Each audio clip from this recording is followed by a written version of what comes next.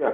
So I was just saying, like, we are very sorry for the inconvenience. From today we have been running with network, and today we are kind of late because of I was not aware of the time and stuff like that. So we are not any inconvenience that we might have caused.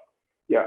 So before we get started, like maybe we might start with like I would like to know whether you guys have any questions from the previous session yesterday. If anyone is having any issues, maybe you can send us. If you have issues, you can just take a screenshot and send the screenshot to us, and then we help figure out what is the problem, and then we can go from there. Yeah. So the schedule is a hands-on.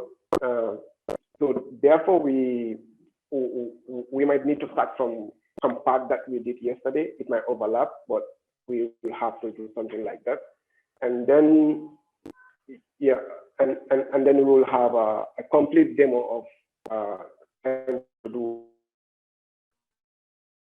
a motion detection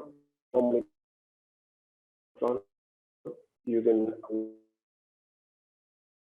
wire terminal with edge input. Yeah. Have a recap of yesterday's session that is like, I'm going to ask you a few questions about what you guys have learned yesterday. Since you're going to have it's a hands-on, we would like to know whether you have understand what you have learned yesterday before we move forward, or if we have any issues, we can sort those issues out before we continue. And then I will give a brief description about motion detection and some of the applications in motion detection. And then I will also give a little bit an overview of the accelerometer, because that is the sensor we are going to use for the motion detection. And then we will start our walkthrough project, which will have a data collection, deploy it, and then do our inference. Yeah. So maybe since tomorrow also we have a session for the recommended resources and the question. For question and answers, you can stop me during the session and ask your question. But for the recommended resources, maybe I will include this one in the last slides tomorrow, because tomorrow we also have another hands-on session. So it will just be a continuation of today. So maybe tomorrow it will not take as much time as it will take today, because today we're going to start from scratch. So I will expect that tomorrow, before we start the lessons, before we start the sessions, then you already set up everything, and then we are ready to walk through the project. Yeah. So like I said, just a quick review of yesterday's session. So you can we can interact on the chat. You can communicate with us, or you can just wave your hand and unmute. How many features of wire terminal can you remember from yesterday's session? You want to speak, you can just type it in the chat, or if not, if you want to speak, then you can just mute your and share with us.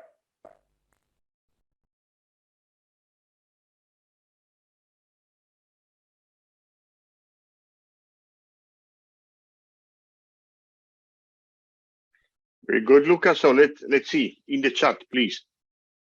What is the memory size of the wheel terminal? Does anyone remember?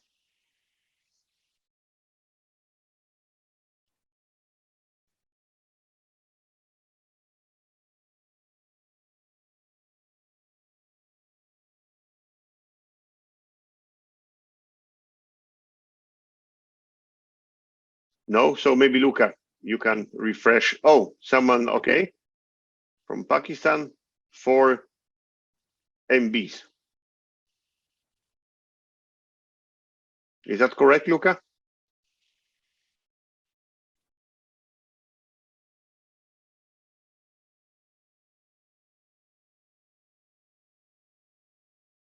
Luca, we cannot see. The software and that you were supposed to use yesterday, like, because maybe yesterday we ran out of, and some of you could not see software and libraries, you can let us know, and then maybe Peter will help you in the chat. He's here with me. Yeah. So if you don't have any issues, you can still continue to type your answers for these questions on the chat, in the chat, and then yeah, Peter will have a look at it. Thank you so much.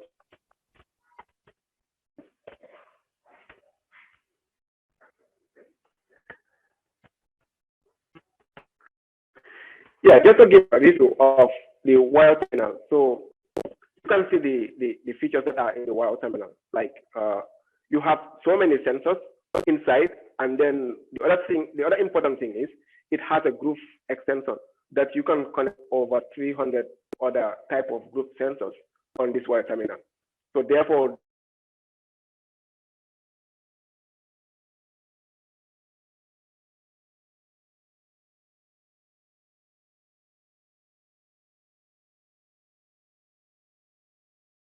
with the processor and the hardware of wire terminal.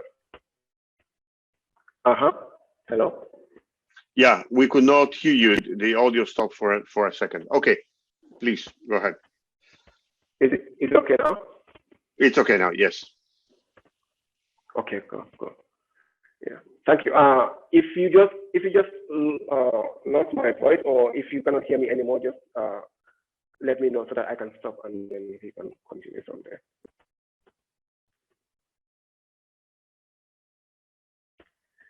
Yeah. So basically, today we're going to talk about motion detection, or you can also call it like anomaly detection. So what's actually a motion, like especially in machine learning? So motion detection is just like trying to detect movement of entities in our surrounding, and here entities can mean anything. It can be a person or even some part of our body, like our hand, our face, our jaw, or stuff like that, or a machine that is running, like that has a motor and it is running. Like you can try to measure the vibration and all those stuff. So all those things can be considered as motion, and then it has become a very interesting topic in machine learning, especially in TinyML, because we have so many sensors that are able to detect motion. Okay, please go ahead. Like I was saying, yeah. So we will have to look at, like, when you talk about motion, we have so many motion type of motion sensors. So it will be very important for you also to go and read more about this kind of sensors and see which sensors are more suitable for which kind of project and stuff like that, right? So you have the passive infrared sensor, it's a motion sensor, and then you have the ultrasonic, which you have like in your package, the wire terminal package. You will see the motion sensor, the groove sensor is also a motion. It can be classified as a motion sensor, and then you have the microwave sensor, and then the tomographic sensors. So all these are like motion sensors, right? But then you have the inbuilt accelerometer. So my question is, do you think this is a motion sensor? Like, do you guys think it's a motion sensor or not? What is your opinion about this?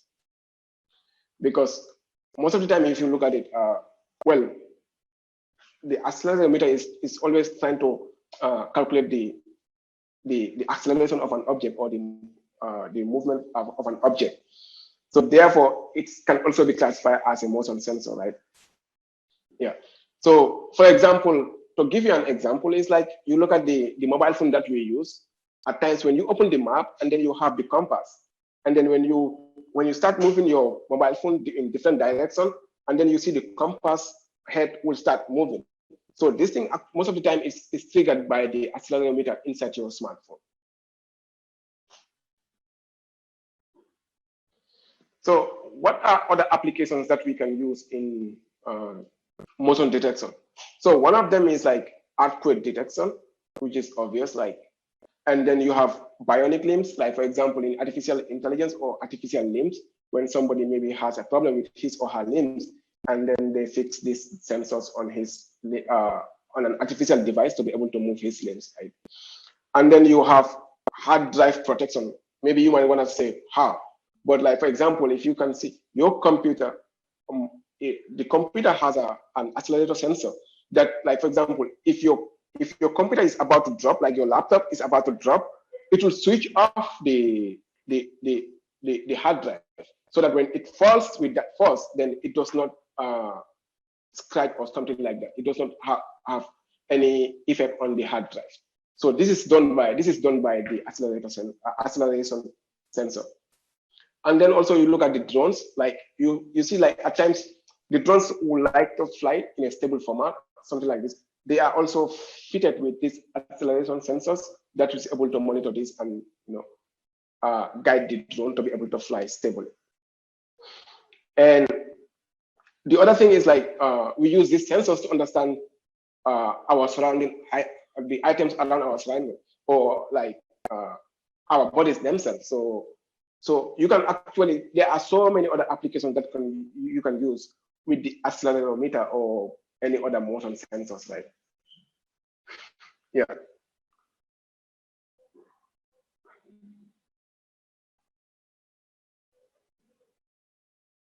So what is actually this accelerometer? Acceleratometer. So I'm very sorry with my pronunciation. That's okay.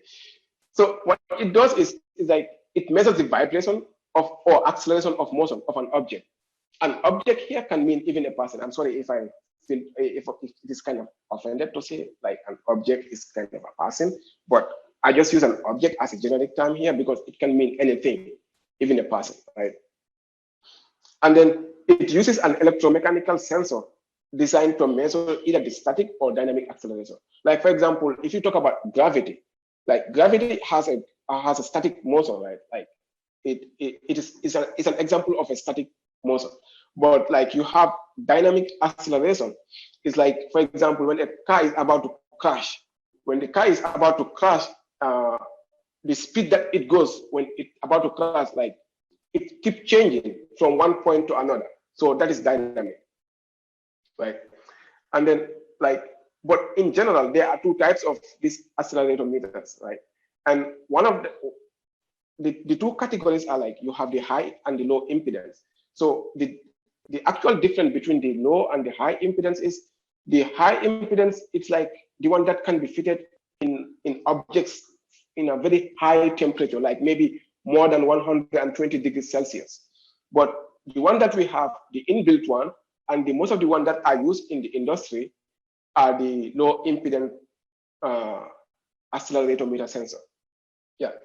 So what can we use these sensors for? Like we can use them in digital devices like our mobile phones and other home automation systems, and in automobile, like for example, in our car, like for example, the airbag. When you're about to get an accident, like the sensor will be able to detect the speed that you are going on with, which then it will be like it will categorize that speed as abnormal, and then it will trigger the system to pull the airbag so that it will protect you from having from touching the wheels and stuff like that. Yeah.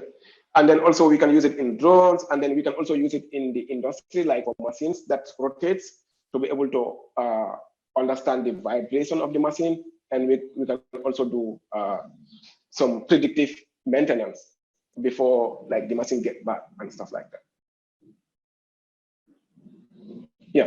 So now this brings us back to the fun part. Like now we are about to start to run a project on Edge Impulse. So first of all, you really need to have an account on Edge Impulse. If you don't have an account, then you should sign up, and then we should start going. Yeah. So I'll just give my Edge Impulse account.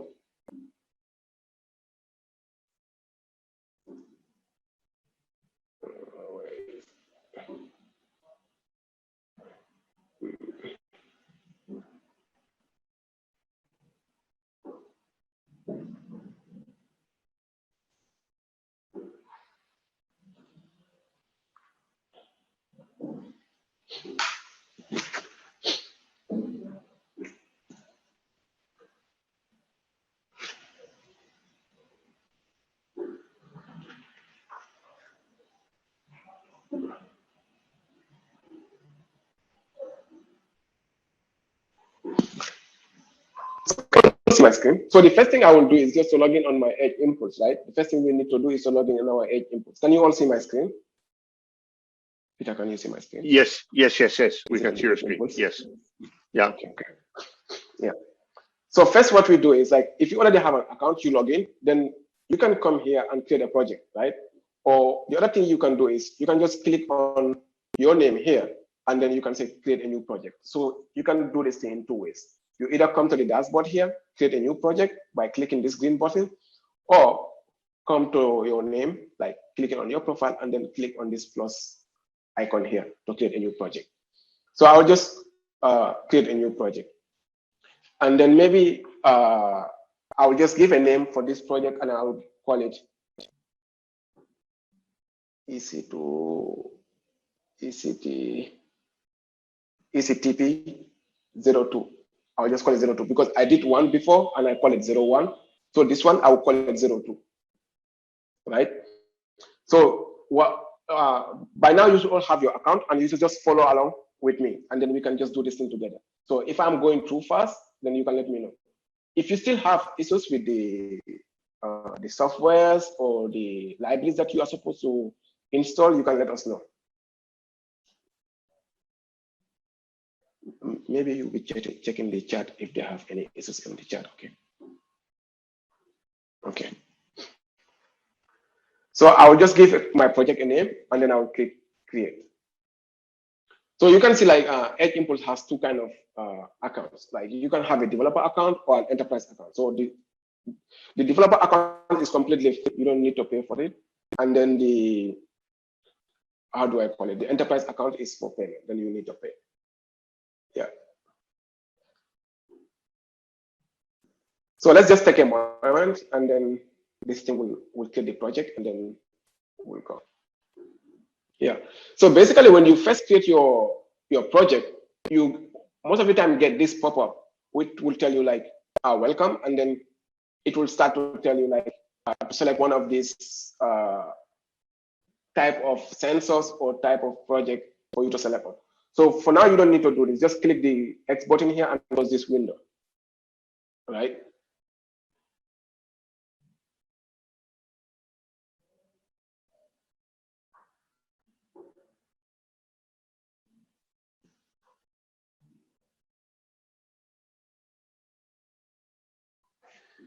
Yeah. So have everyone created a project and give a name to your project?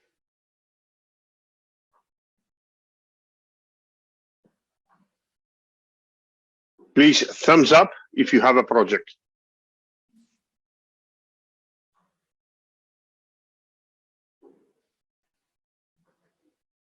Okay, good. So the next thing is to connect our device, right? When you create a project on Edge Impulse, the first thing is to connect your device. So how do we connect our device? So you just click on your on the left-hand side here. Let me increase the size of my window. Yeah, I just increased the size of my window, and hopefully everyone can see this. Oh, it's getting too big. No. Yeah, this will be okay. Okay, click on devices.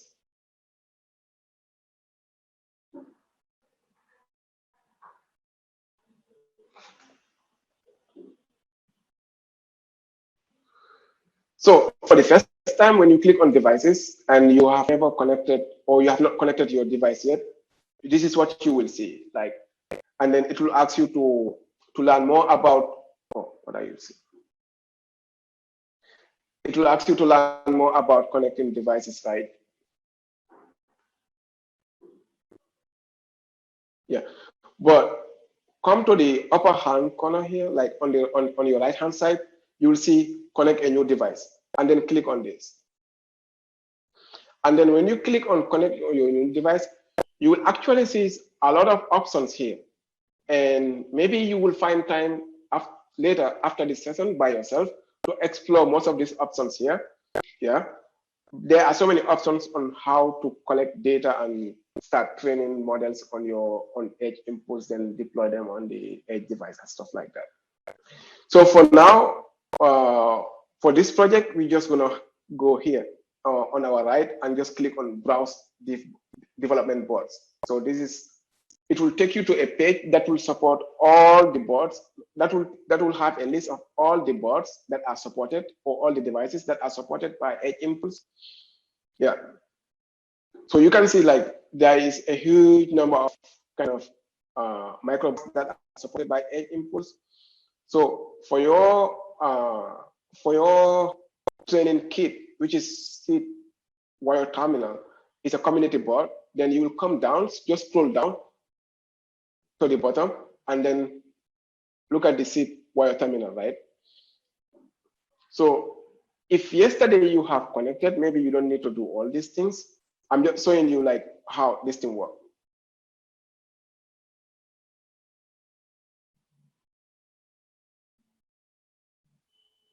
Yeah, so if you click on this, it will take you to a wiki that will tell you how to install all the other softwares. But since yesterday we have did this, we are not going to go through that again. But if you still don't know how to do this thing, you can just follow this link, and then you can start creating, or you can learn how to connect your device and all those stuff by yourself. So let's just go back here, right? So what I will do now is I will just remove my device, and then I will put it in again. So this is my wire terminal, right? And I have removed it. I have unplugged it from my computer. I have connected it again, right?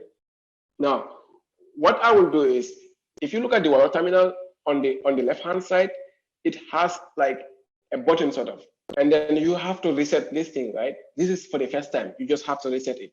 So we have to reset it so that we can have access to the file system, and then add the UF2 firmware in it. So just pull it 2 times, very quick.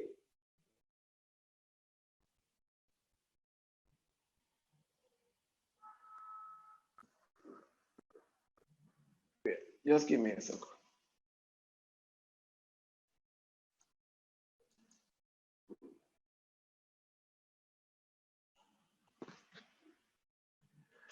Yeah. So when you do that, when you go to your computer file system, right, you will see something like this. Another drive will be added on your computer file system. And here it is saying as Arduino E. Like it's an E drive, right? Because I have 2 drives in my computer, the C and the D drive. Now it will add a new drive in your computer. And this is the C drive, right?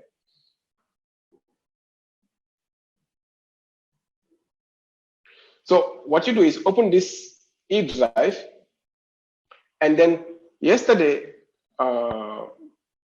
Peter has sent you guys the file, the UF2 firmware file.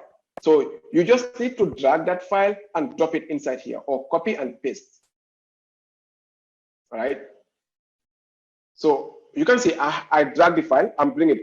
Immediately I release this file, it will close this. It will close the window. Immediately I release it, it will close it.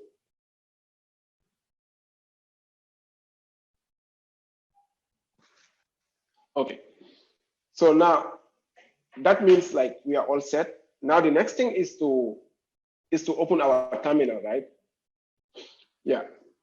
So I guess you have already downloaded your Node.js. I guess you have already did your npm and it's working, right? So just go to your and then open on. Pardon? Repeat this step. Oh, I can see the chat. Where is it? Just give me a second. Oh, yeah, wait, let me move this thing. It's hiding.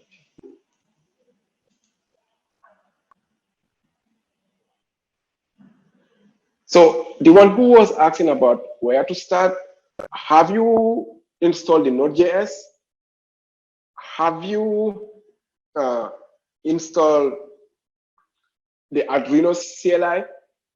And have you installed the Edge Impulse CLI? Have you done these 3 parts? So if you have done these three parts, right?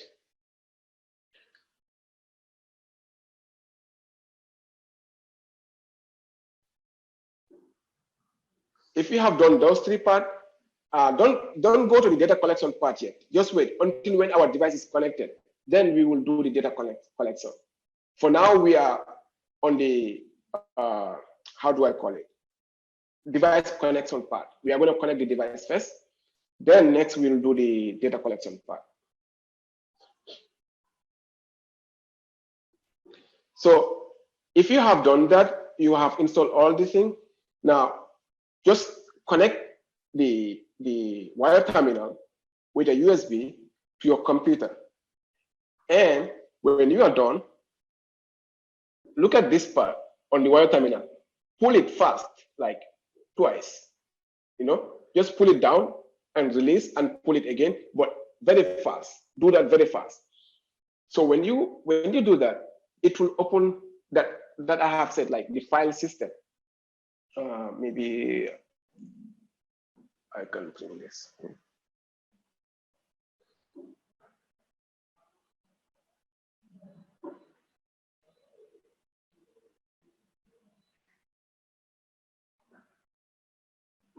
Yeah, if you do that, it will bring the file system. Then you will see this, the E drive, or depending on how many drives that you have on your computer, it will be F or whatever, right? It will just be the US drive on your computer. So it will be that drive. And then there is a file that they have sent you yesterday, the UF2 firmware file. You need to take that file, just paste it inside this drive. But immediately you paste it, it will close the window, right? And that will tell you that the firmware have already been added to your drive. So that's it. So if you are up to this stage, then you are good to go. If you're not up to this stage, you can let me know. Have you put the UF2 firmware file on your drive? Have you done that? If you have done that, then we are good to go. If not, then we have to wait for you, or you can catch up with us.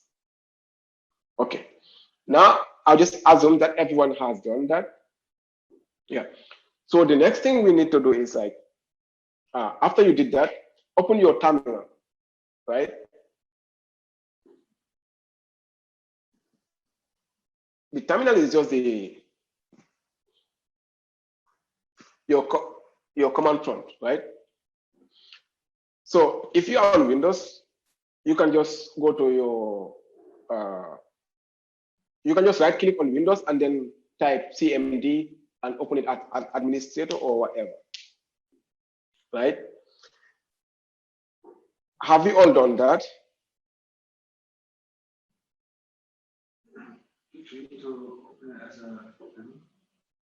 Sometimes if so just show them how to do that. Oh, okay. So to open your terminal, just, for me, I have terminal, right? I can use command prompt, right? But I prefer to use it with the Windows terminal. I have a Windows terminal. So just right click on it and then run as administrator, or come here and right click on the command prompt and run as administrator. So either of these ones would be okay, right? So as long as if you type here npm version,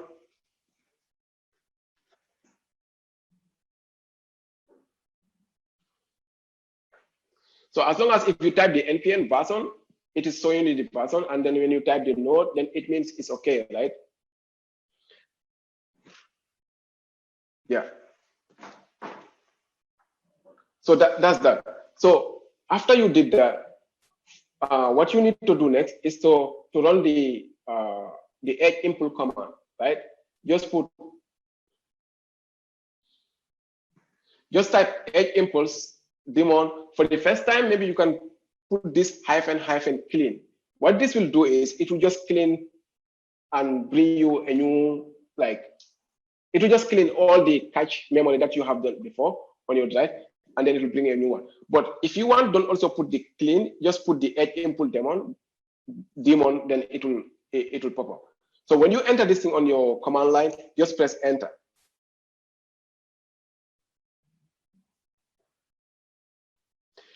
And then when you press enter, it will ask for your edge impulse email address. So just enter your email address. Enter your email address.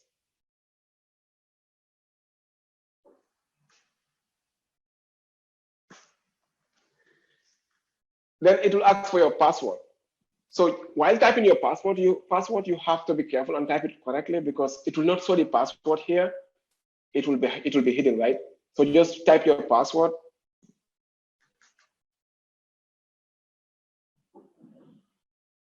And press enter. So if you type your password and it is correct, and then it will now ask you to select a device or a port, right, that your device is connected to. So yesterday, like Peter has shown you a trick. Like, for example, you can see, like, here I have three ports. So if this is my first time, maybe I don't know which port is connected to my edge input, to my wire terminal. So what I can do is I can just disconnect the wire terminal and run this command again, and then it will show me those ports that are available. And then when I connect it again, the new port that is available for the second time I connected the device, that is the port for the wire terminal. So in my case, it's port 12 because I know this thing already. So I'll just use my up and down key arrows, use your up and down key arrows to move up and down and select the right port, and then press enter. Yeah, so when that thing is okay, everything is okay, the next thing is it will ask you to select a project that you want to connect your device to, because you might have a list of projects. So for each project, you can connect a different device for each project. So now we're going to connect this device to our new project. And in my case, it's ICTP 02. That's how I name my project, right? So I'll just use my up and down arrows, scroll down, and then select that one.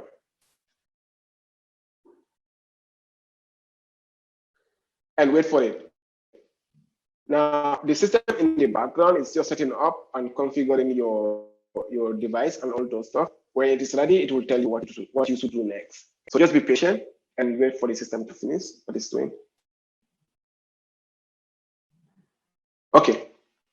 So this option is actually optional, right? It wants to know whether you want to give a name to your device.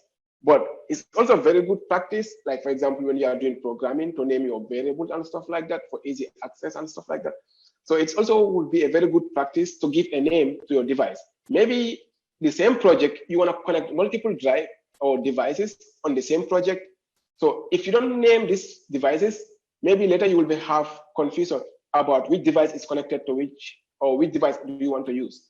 So just give a name. So I'll just give it a name like wire terminal. So I'll just give my device a name, call it wire terminal, and then press enter. Yeah, so wonderful. So when you get this message, go to this.com to build your machine learning model, then you are good to go. Then it means you are out of all the troubles, because installing the node and then the edge impulse CLI is almost the most difficult part of this sensor. So if that thing is done, then if you see this thing on your command here, like if you see this message on your command line, then it means you are okay. If you do not see this, then there's a problem. So give me a thumbs up if you are all okay, if you are all at this stage. If you are all up to this stage, just give me a thumbs up on the chat.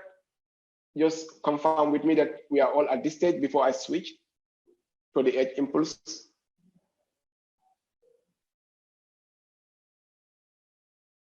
If you cannot type, you can unmute yourself and speak, no problem. So I will take your silence as a yes, that everyone is up to this stage. Yeah.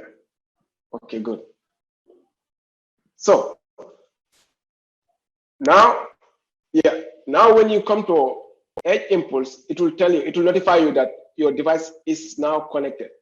And another way to verify that your device is connected is this green button, right? For example, right now, if I just disconnect my device, I have disconnected the device, right? If I refresh Edge Impulse, right? Yeah, you will see this circle or dot here will change to red. And this what this means is my device is not connected. So my device is not connected. So if I reconnect my device, right? If I just connect my device back to my computer, it will not connect automatically. I have to go back to my terminal and connect it again. So I'll come here. So you can see it. It has been complaining, right, that my device is not connected. I can just click Control-C to end this session, right? And then I can just repeat. But now instead of saying clean, I can just click Edge Impulse Demo and wait for it.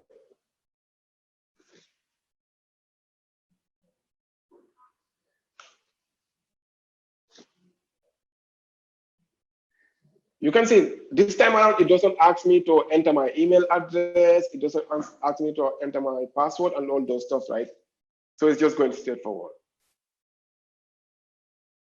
So you can see now my device is connected again. The spot have changed to green, right? So it means we are okay. So if we are all at this stage, then it's okay. So the next thing to do is now is to start our data collection, right? Yeah. So I'll just click on the data acquisition tab here, and then it will open the data collection part.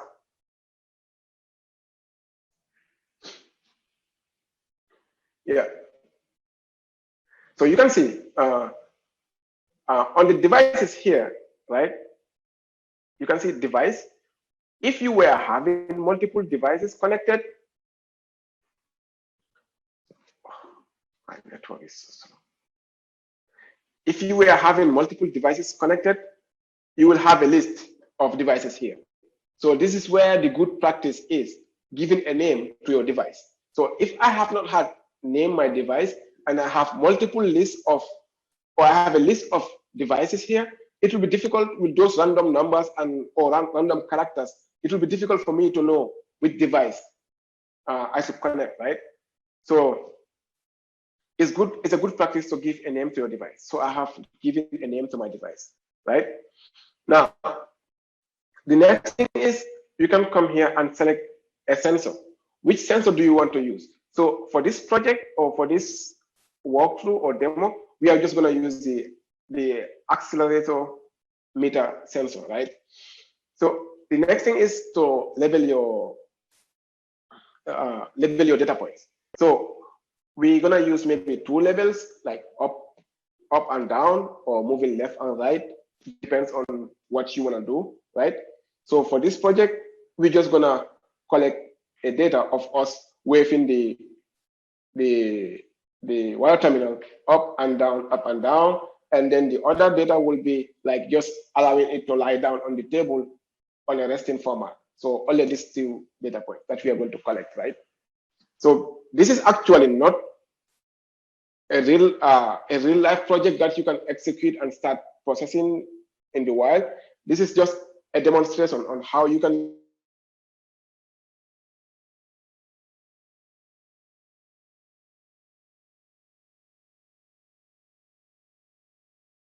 Oh, we lost Luca just now. I am back. Okay. Yeah, you're back. Okay, thanks.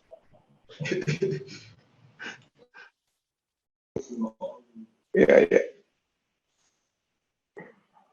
Can you guys hear me now? Okay, good.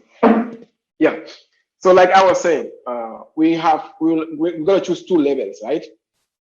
We're just gonna choose like, maybe I will not call it up and down. I'll just call it jump, right? So from rest and jump, come down, rest, jump, something like that. And then another label will just be like rest. And then the device will just be on a resting motion, right? Like it will just be lying down on one place. So these are the two data points that we are going to collect, right? Yeah. So let me just call it, I'm calling it jump, right?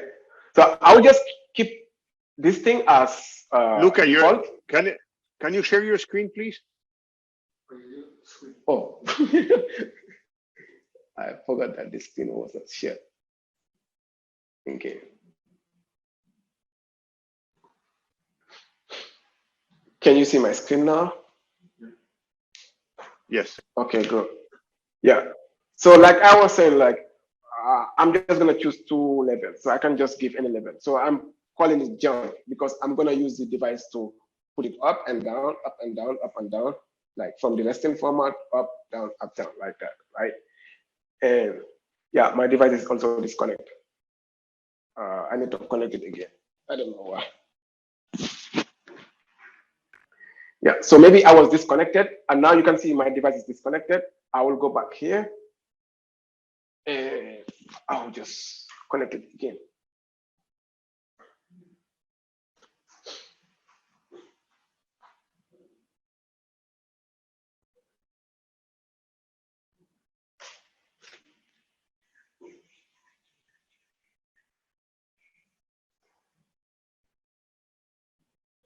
Yeah.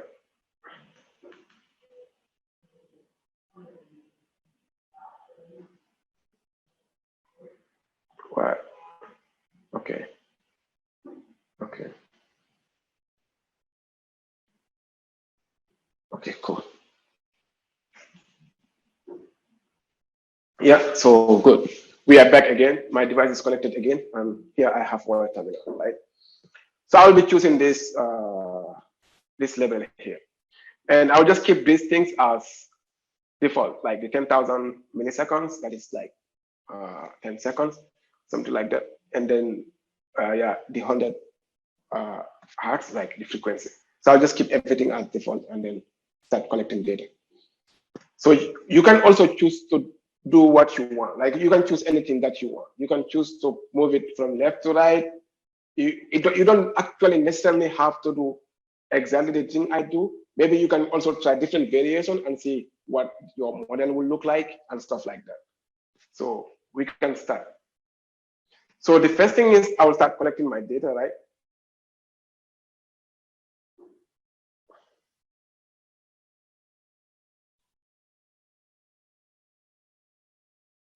Yeah. Up, down, up.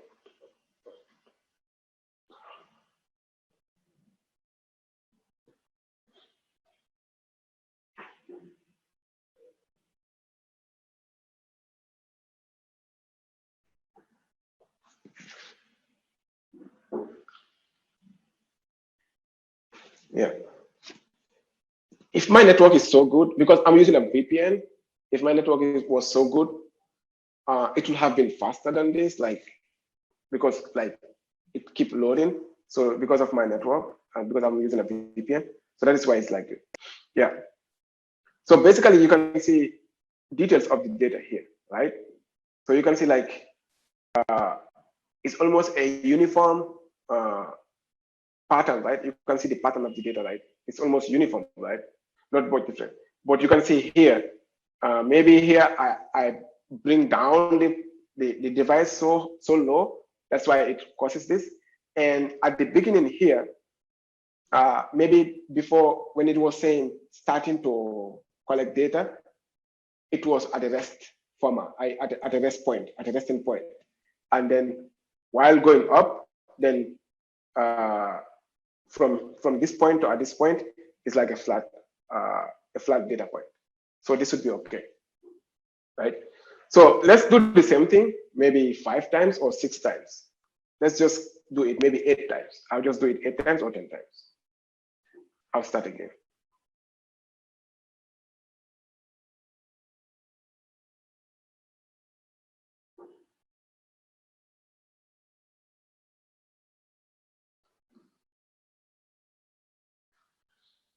So also you have to remember that in machine learning, your data is very important. And well, the quantity of data is important, but the quality is as well very important, right? What is happening? What is happening?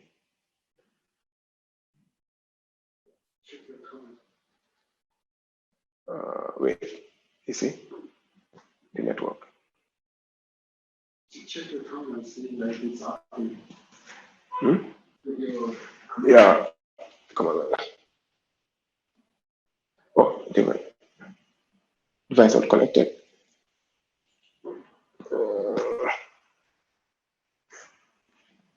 I'm sorry, guys. My device got disconnected again. I have to connect it again.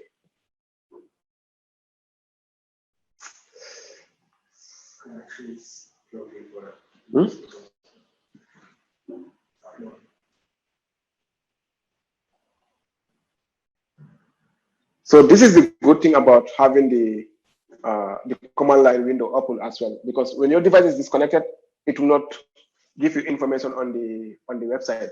So you have to go to the command line and see whether it is still working or not. So sample failed, right? Because my device was disconnected. So I'll just say, okay, and I will do it again, right?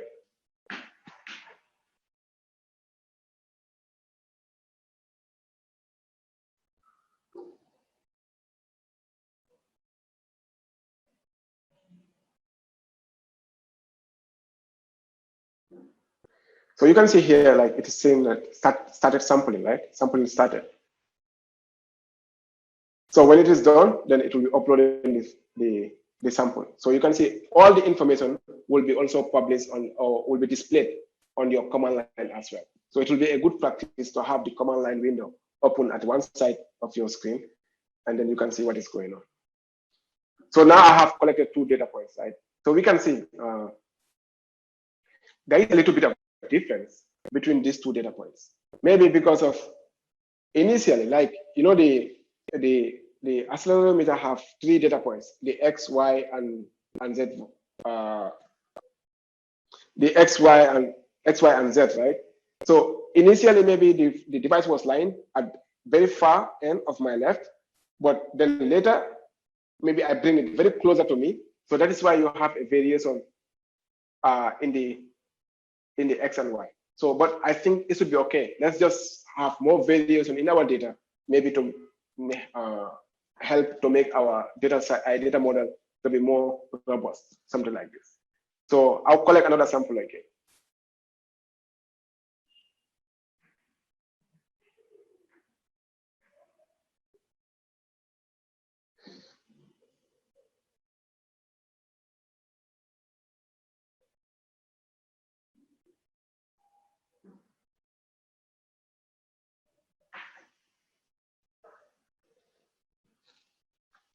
Yeah. So my first sample is here. The second one, a little bit similar, but a little bit different from the first one. So let's just keep it this way. Give me a sec.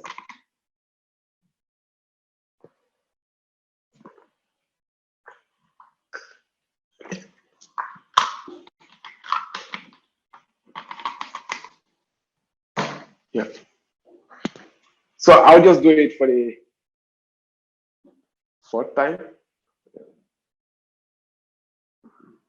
Okay.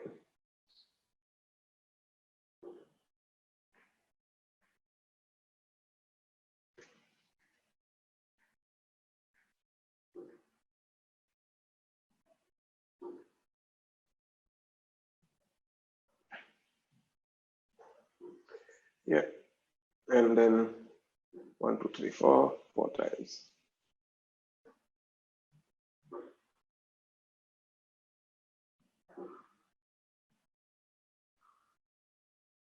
5.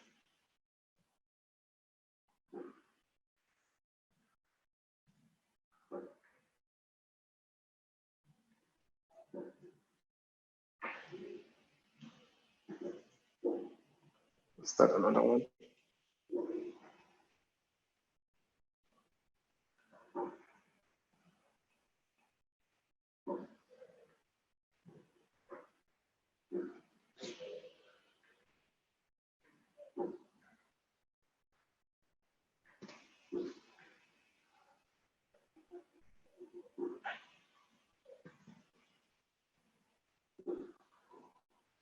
And then 1, 2, 3, 4, 5, 6. 2 more. I'll just collect 2 more times, and then it should be okay.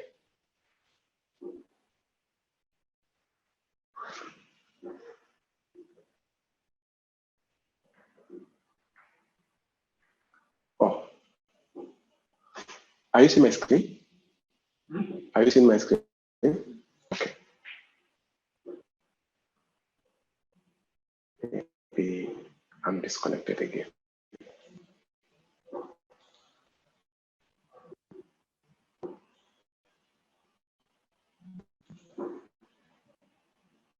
Yeah, the device is disconnected again.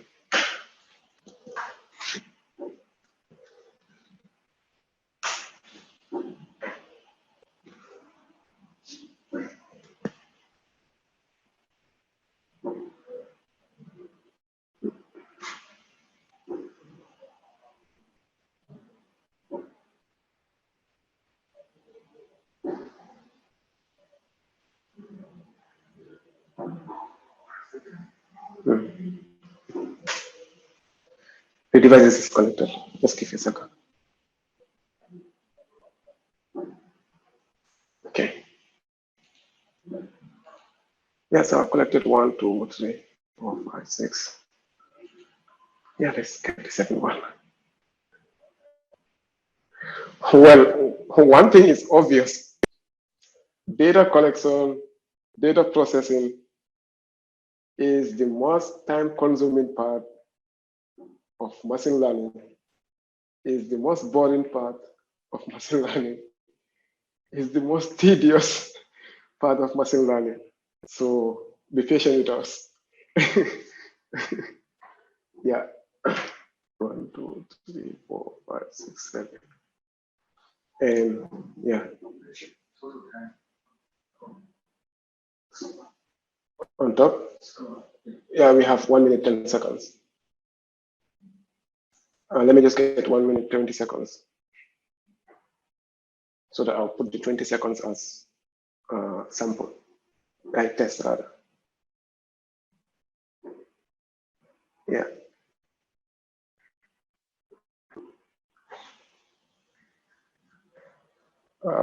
Peter, I need my charger. I need my charger. My computer charger.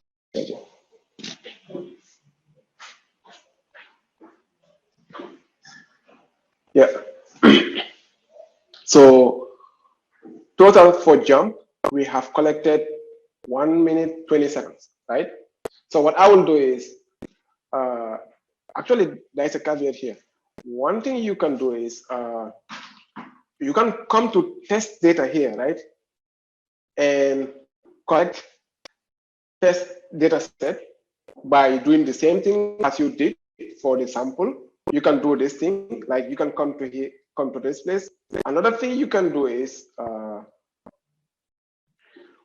you can go to your dashboard, the project dashboard, and go down, scroll down the bottom.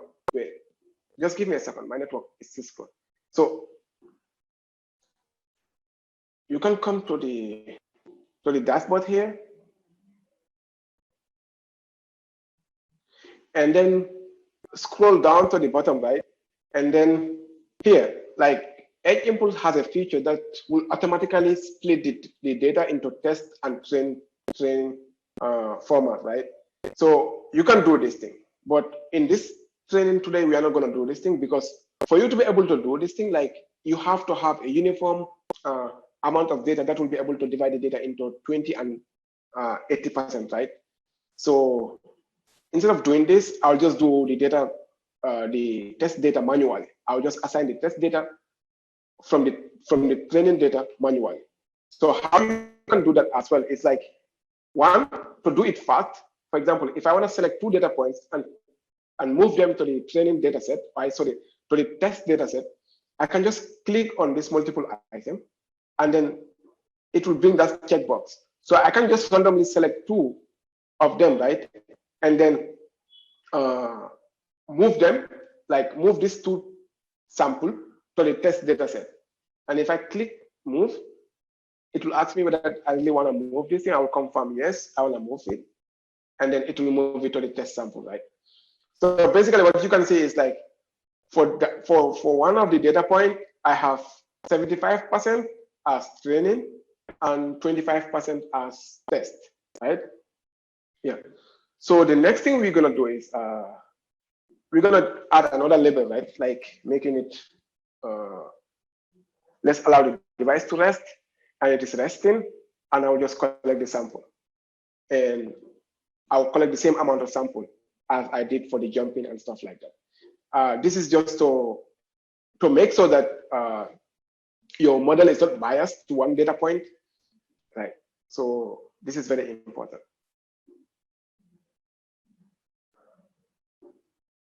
Yeah. So let's look at the rest data. So you can see it's completely different.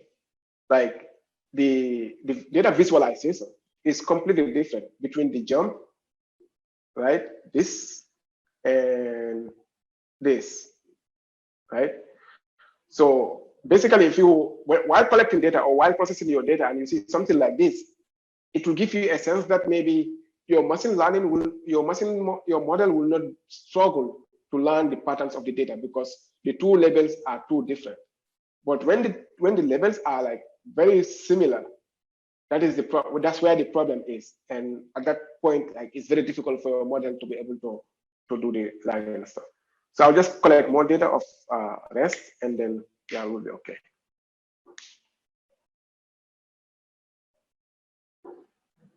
Going 1, 2, 3. So another thing you need to understand is Edge Impulse have published today, or like yesterday or today, they have published new features on their data acquisition platform. So this Data Explorer is a new feature. Maybe you can go. I have a link to the blog for this new release. This was not there yesterday. They added it like less than 24 hours. So you can go to this Data Explorer and read more about how to use this feature. It's a new feature. And they also have 2 new features, like the other one, upload data. Before, they only have export data, but they do not have upload data. Before, if you want to upload data, you will have to go to like collect it with the API and stuff like that. But now you can just do it directly from here. So you can also go and explore this thing later on your free time. So just a notice.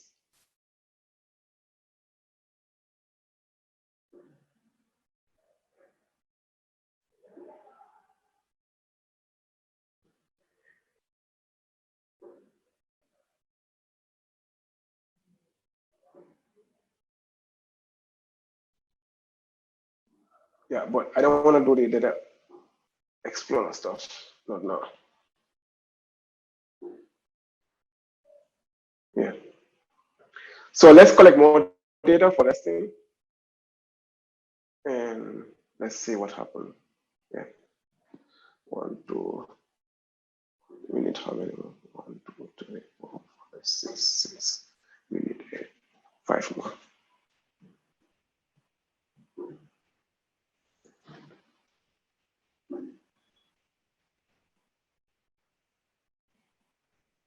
Yeah. Another one.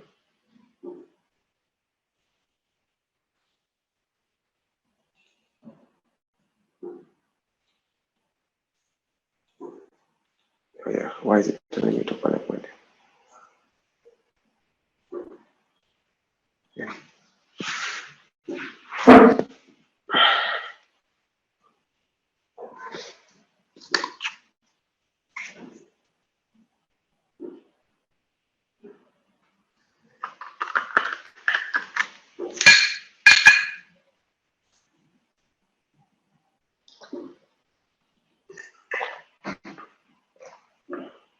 One more time.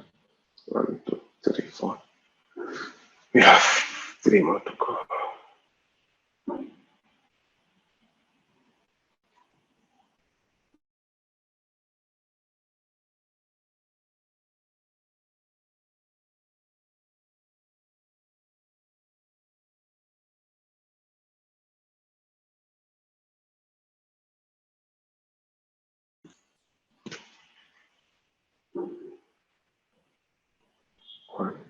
3, 4.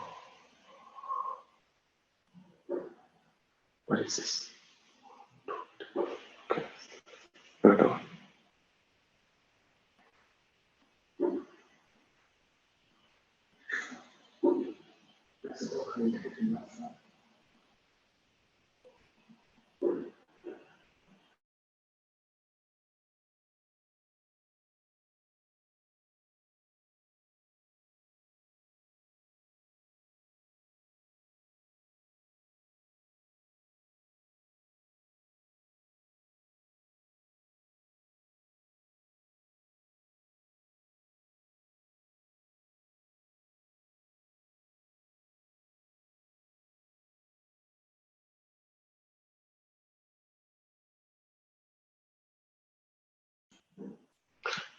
So far, have anyone have issues with your device? Like, have your device disconnected like mine?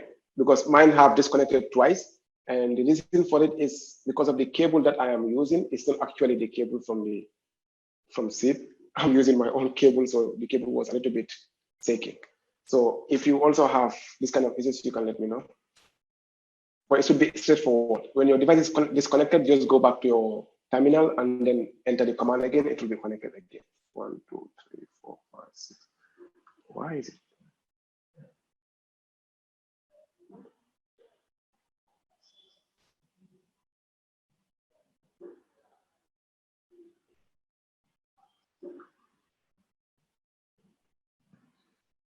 Okay.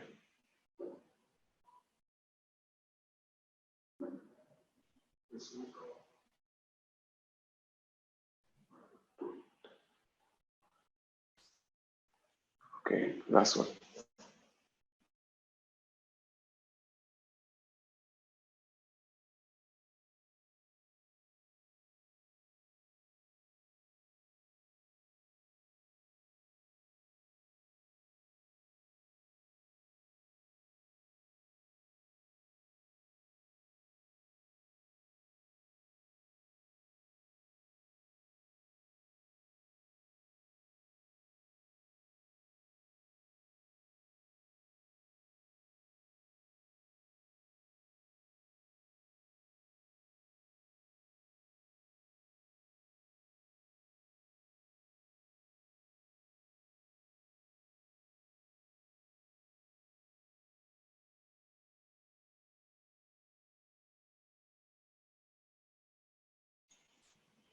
So yeah, I'll just do the same thing. I'll select 2 random files, and then I will just move them to test.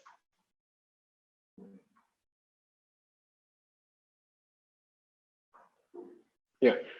So you can see like I have 75% test and 25%, sorry, 75% training and 75% test.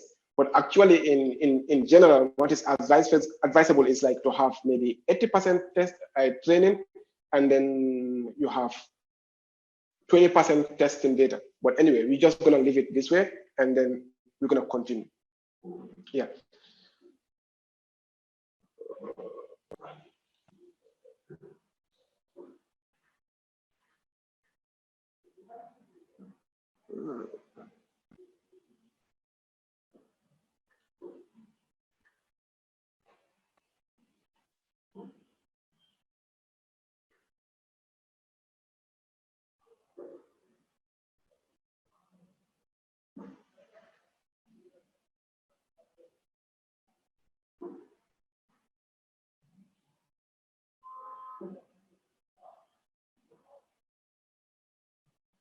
Okay. So the next thing we need to do is to come to create an impulse. So this creating an impulse is same as like just creating a pipeline for your machine learning process, starting from the data and then for selecting your models, right? So click on create an impulse, and then it will bring you another interface. Yeah. So so basically, I will just leave these things like before. You can remember that we use the frequency was 100, and we just leave it as 100 as here. And here the window size, I can just maybe reduce it to instead of 20,000, 2,000, I'll just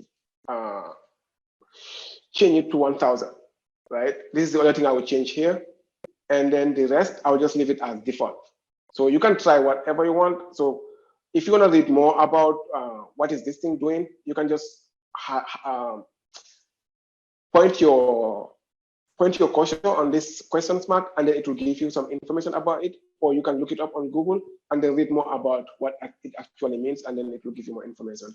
Then you can be able to give, you will be able to take informed actions, right? Yeah.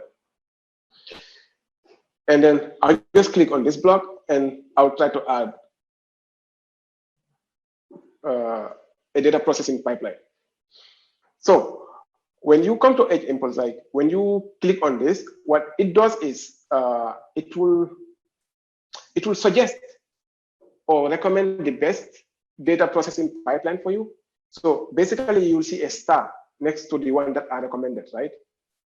It's not a rule of thumb, like you don't actually have to choose this. It depends on your problem. You'll be able to define which data processing model is good for your training or is good for your project, right? You can choose, but I will always go with the recommended version, and then I'll just add this one.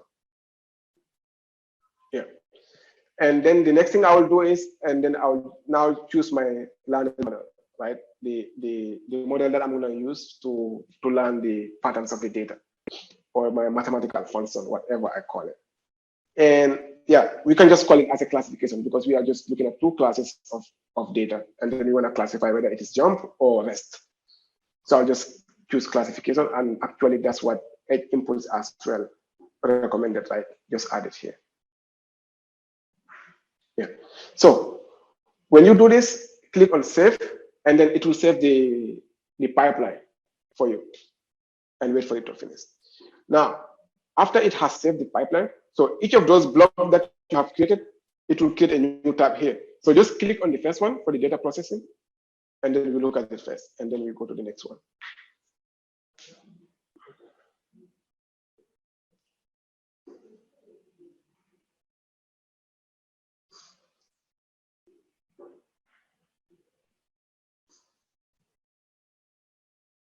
Yeah. So what you can see from here is like what we are about to do is to generate features. Like in machine learning, like what we do is we just plug our data points in a 2D or 3D or whatever dimension that we want, and then we try to fit a line between the data points to be able to predict or whatever, right? So the most important thing is to know that, like, when you click on generate features here, it will try to do some feature embedding to be able to fit your data into a 2D or a 3D feature embedding. And then this will be able to help us to distinguish between the two classes of data that we are looking at. Yeah. So this is about the scaling. Like you can control the scale of your dimension. You can control the scale, and you can read more about these things later. We are not going to talk much about all those things.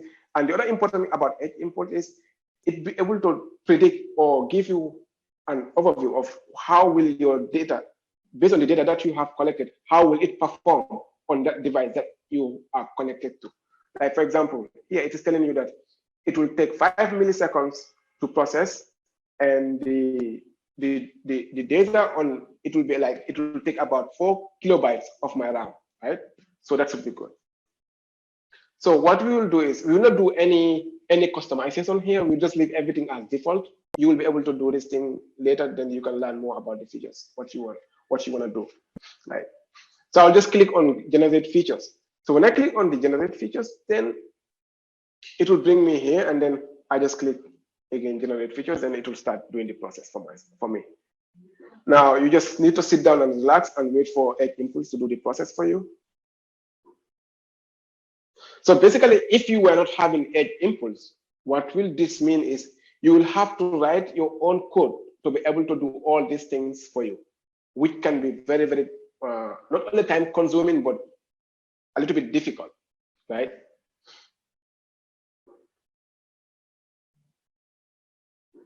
And most of the time, depending on your problem, the same code that you wrote for this project might not be able to work for another project. You might have to twist it a little bit. So what this interface is giving us, it's helping us to do this process very fast without having to write a code from scratch.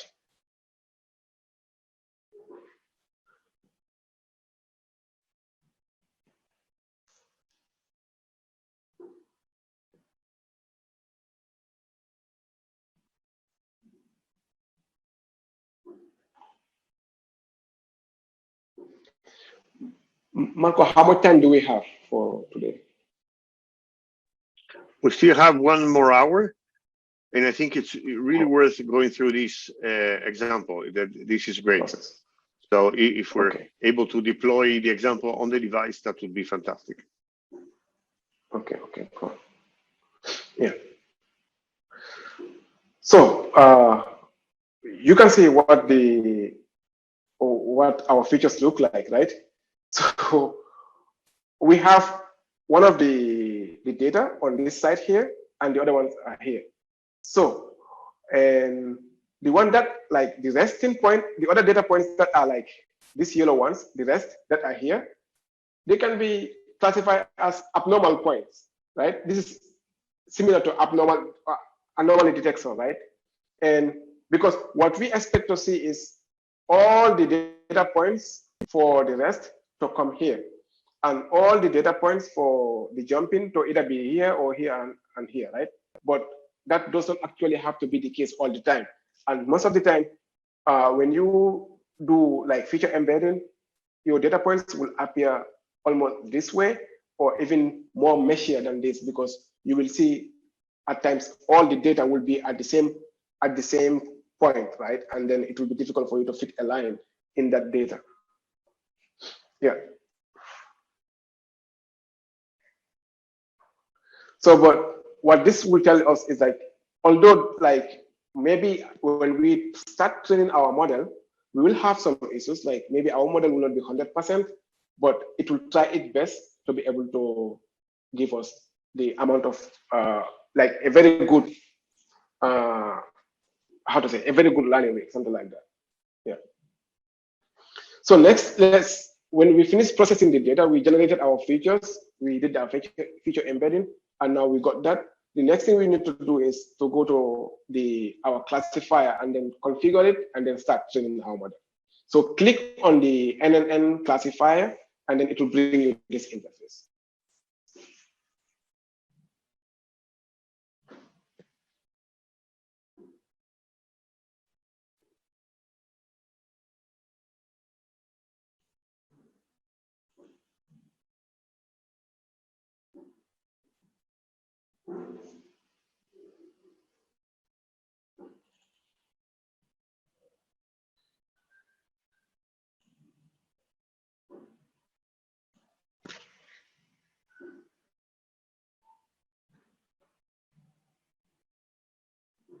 Okay, so now we are here, right?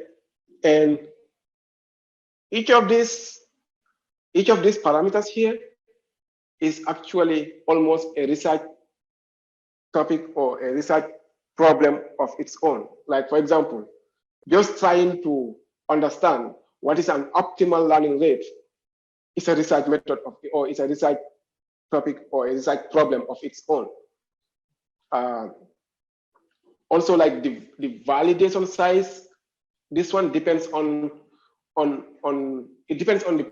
problem. Like, for example, at times you take this percentage of data for validation or that percentage of data for validation. So the number is actually infinite, and then it's difficult for you to know this is the rule of thumb. Only use 20% of the data or only use 30% of the data.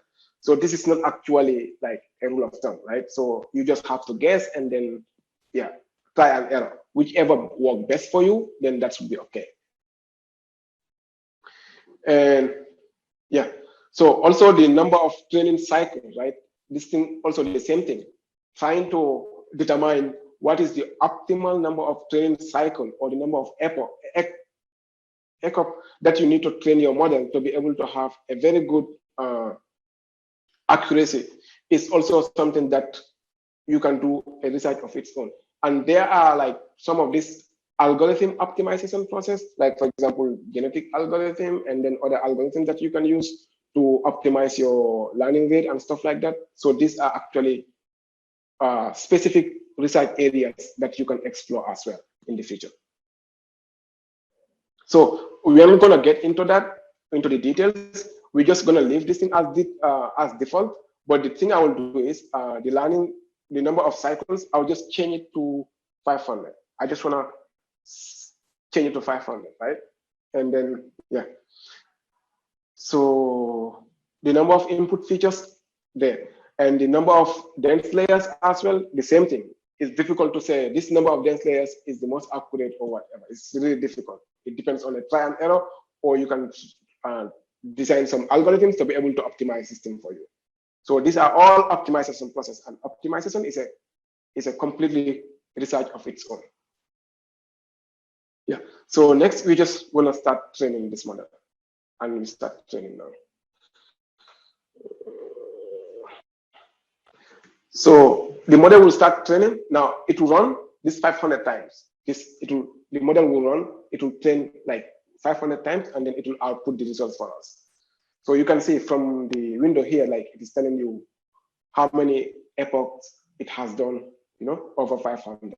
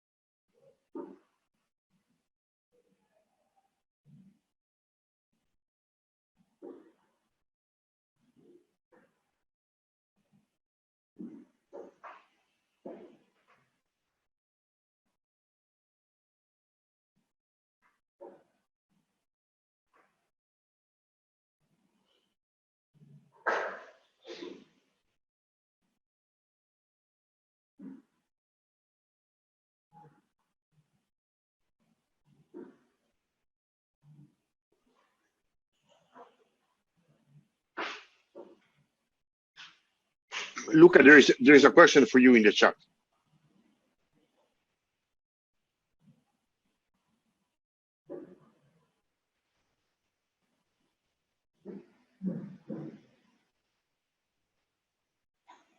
Luca, there is a question in the chat. Oh, okay. Let me have a look at it. Where is it? Where is it? So if I want to change the optimizer on sponsor, I have to change it by coding myself, right? Okay, there's a yes and no question here. So basically, like I said, trying to optimize the learning rate of your model. From here, if you want to access the code, like the code itself, and do this thing by yourself, you can click on these three dots, right? And then you can switch to Keras mode or edit with an IPython. So it will bring you the raw code, like the code, the Python code behind the scene, right? And then if you are good at Python, then you are able to do these things, you will do. But let me tell you one thing, the optimization will be an algorithm of its own that you will call upon this one as well, right?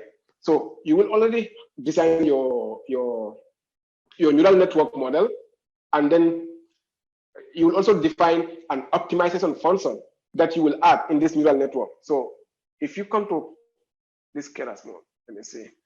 I hope it doesn't stop. Yeah. So give me a second. It is loading. Just give me a second.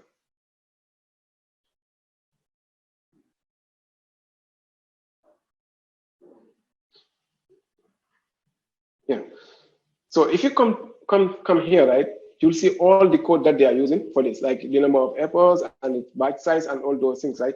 So you will actually have to train an optimizer and then add it to these models here when you are training, right? And that optimizer has to be a function of its own, right? So you have to write that, and that can take you some time to learn and then write. Yeah. So we will just switch to the simple mode. So we just keep it simple, right? Or you can also code it on IPython.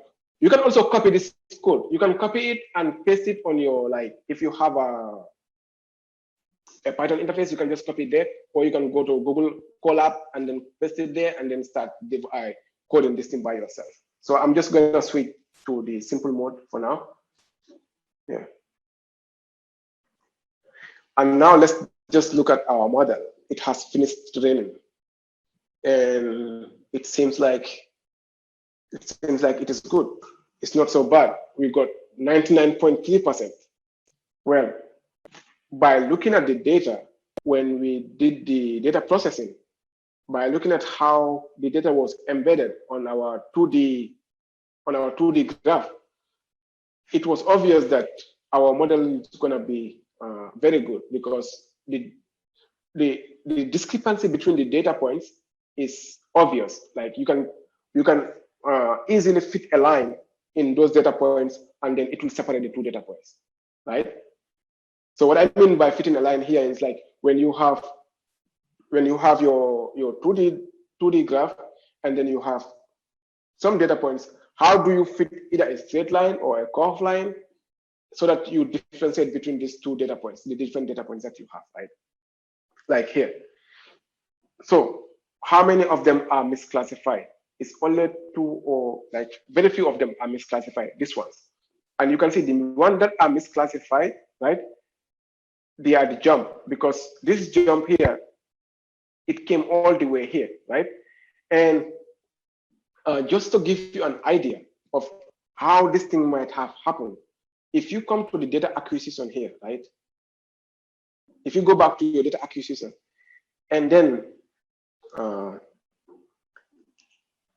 let's look at one of the data for REST, one of the data points, right? One of our label. Just give it a second. It is still loading. I have clicked it, but it's still loading. Just give it a second.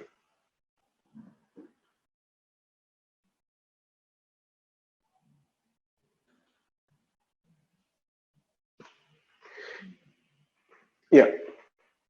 So if you look at this, right?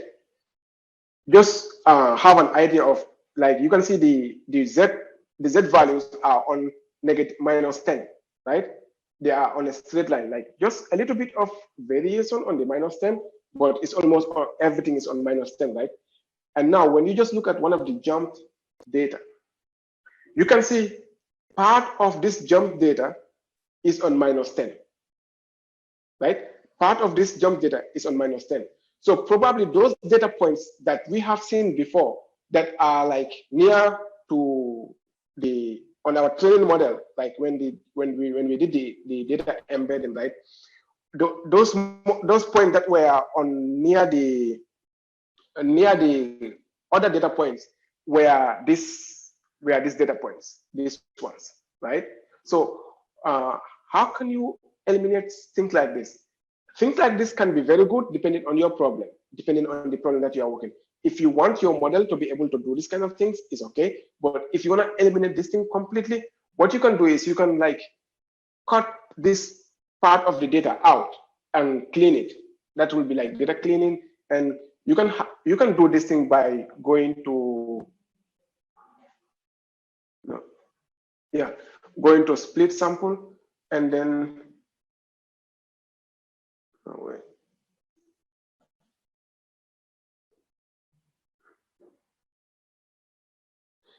if you go to, what is this? If you go to crop the sample, it will bring you something like this. Yesterday, I can remember this guy, the guy from Egg Impulse, have talked about this, how you like assign some windows to your data points and select only the windows that you are interested in. So this you can reduce, right? And you can make different windows. You can copy different windows and then select different data points that you are interested in, right? So, but our problem does not actually need this thing. So that's why we do not do this. But in some other cases, you might need to do this, and then you will have to come here and do this. Yeah. So I'll go back to our model.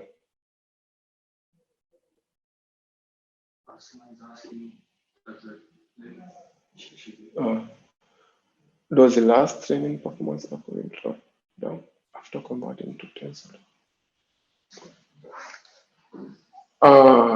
Does the last training performance? What do you mean?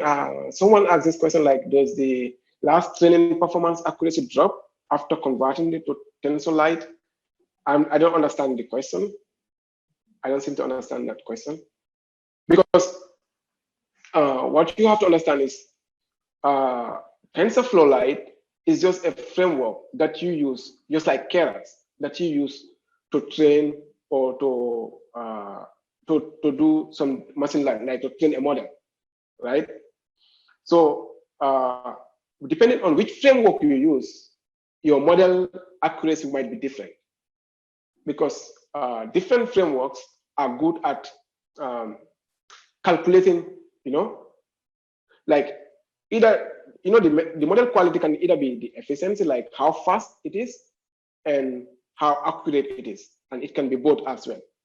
So depending on the framework that you are using, like TensorFlow, Keras, or any other machine learning framework, depending on that, you actually cannot have the same accuracy from this.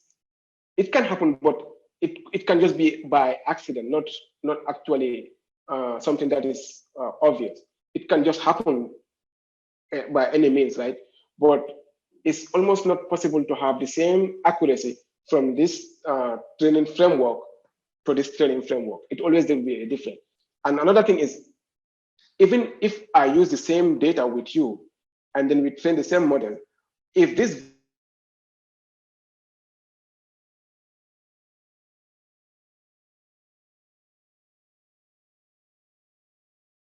Oh, we lost you, Luca. Okay, can you guys hear me? I'm back again. Yes. Can you see my screen? No.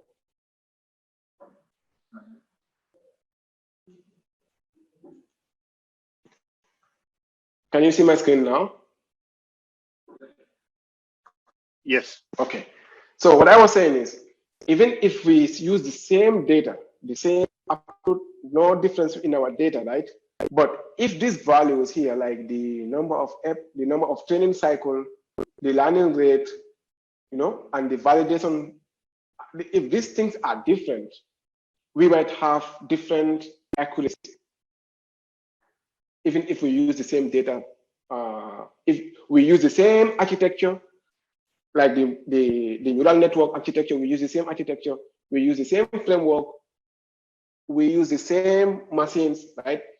But if these values are different, we might end up having different, or even if they are the same, we might end up having different accuracy based on also your computing power and all those things, right? So all those things are added together to give you like this accuracy, right? Yeah. So how to know the number of features for the input layer? So the number of features here, this is automatically calculated, because if you look at when you come to the feature extraction here, right? You actually don't need to calculate the number of input features. If you define your own function, it will do this thing for you. If you use add impulse will also do this thing for you. Just give me a second where this thing finishes. Yeah. So if you look at these raw features, so these are the features actually that are plotted on this side here. These features, right? So these features are a lot. So this is automatically done by the model, because this feature generation here is actually not done by just random thing. It's like an algorithm as well that is used to be able to generate these features and do some embedding and then fit them on this dimensional frame, right? So you actually don't need to know the number of input features, right? What is important for you is the number of network, like the number of dense layers. This is very important. You need to know like what number of dense layers are very good for your model. And this, to know this thing also is not something that you can just learn by that. It's by practicing, right? It's by practicing, doing so many trials and error projects, or also writing an optimization algorithms that will be able to optimize and give you the optimal number of dense layers that are very good for a particular project. So this is a little bit complex. I'm assuming like on day one, when Professor Vijay was giving his lesson, and the other professor that came after that, I was able to listen part of his lessons. They did mention a lot of things about this training stuff. Maybe you'll be able to get more information about it. But if not, tomorrow, like I will have a list of resource materials that you can read after this workshop, so that you'll be able to learn more and know how all these things work behind the scene. So this will be able to help you. And then you can even see how a neural network like actually work behind the scene, because just to be told that a neural network is like a dense layer, you have this data connected to this and this, it actually doesn't give you much sense unless if you look at it, how it works behind the scene. Then you will understand that, oh, this is what the algorithm is doing. It's taking this data, placing it at this dimension, and stuff like that. This will be very important. So I will share with you these resources tomorrow at the end of the tomorrow session. So yeah, don't worry much about that.